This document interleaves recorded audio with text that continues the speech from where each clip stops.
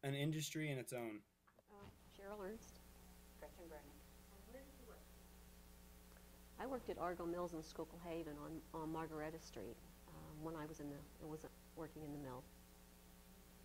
I worked a couple different places. I worked at Miss Pennsylvania, which was located on Center Street in Pottsville, and then I worked at State Manufacturing, which was located in New Philadelphia.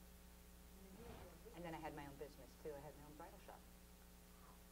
It was very cool. Each one was a little bit different.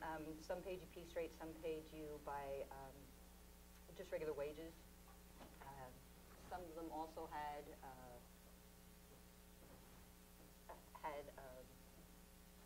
scales that they would give you. You started at this percentage. If you did this much in a day, and it would last a week. If you did this percentage in a week, then they would raise you up.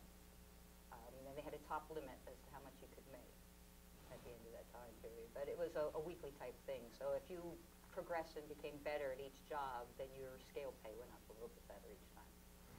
But that was, again, each individual place was... Yeah, at Argo, we got paid by the bundle. It wasn't even by the piece. You had to do so many bundles. And Miss Pennsylvania was the same way. State Manufacturing was a little bit different. They're the ones who did it by, you started out at one wage, and then if you did X amount of merchandise each time, then you were raised each week until you hit your point. I mean, at that time, I was back in 1980, God, I'm feeling old, 85, 84 is when I worked up there. I was making $8.50 an hour.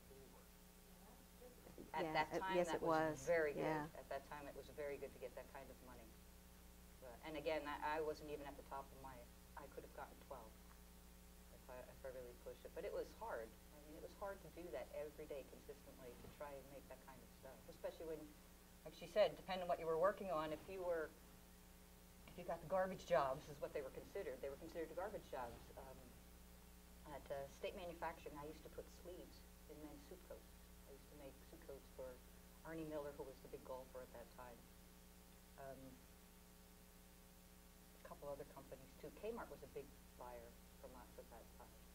But suit coats, they had to be exactly right. You know, you had to have the exact fullness in them. And then if you got the ones with the checks in, every one of those lines had to be lined up all the way down the front of the coat. The back of the coat too had to be lined up. So that takes time to do, to make sure that each one of those lines lines up while you're sewing them. So you lose time doing that. So it was the same way with the knitted shirts. If you had something with a stripe in it, and of course the day shift didn't really want to do that if they didn't have to. right. So, you know, and the other thing was that with Argo when I worked, if you had things that needed to be fixed, they got brought back to you and you didn't get paid for that. You had to fix it.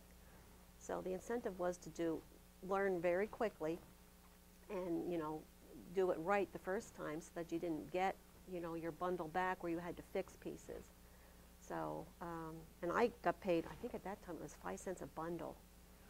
But again, it depends. I mean, it just depends.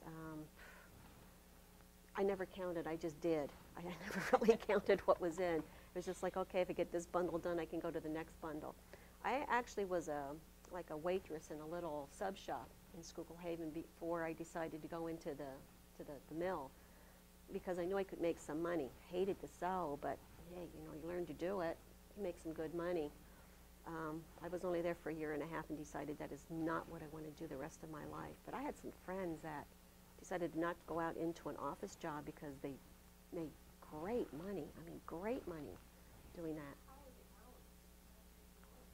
It's an 8-hour shift for Yeah, well, for me, it was 5. Yeah, most days it was an 8-hour shift. And it depended, again, on which factory you worked on. In the summertime, they had an earlier shift. You would normally start at 7, done by 4, 3, 4, depending. In the summertime, you started at 6, so you could be out by 2 because it was too hot. And I love Way that. hot. But you could choose whether you wanted to do that or not. Yeah. Some people, but that's what I would do during the summer. You know, get up early and go so that I had time to do something in the afternoon. And I did not want to be in there during the summer. No, you didn't want to be in there during the summer. It was nice during the winter. Yeah. Oh, yeah. Well, it kept you warm Yeah. during the wintertime, but in the summertime, the heat would be unbearable because they had all the irons and presses going. You got the sewing machines going, which are 220-volt sewing machines with a motor that's right underneath your legs, so it's blowing the heat on your body the entire day long. You know, and you worked. You got your two 15-minute Breaks. breaks. Oh, you look forward to that. Yeah, you got your two 15-minute breaks, but they didn't want you up moving around unless it was time for that break. They wanted you sewing to get your job done. And you had to. In order to make your quota for the day, you had to sit and sew, or you had to be very fast in order to get it done. I wasn't fast, so I had to sit and sew.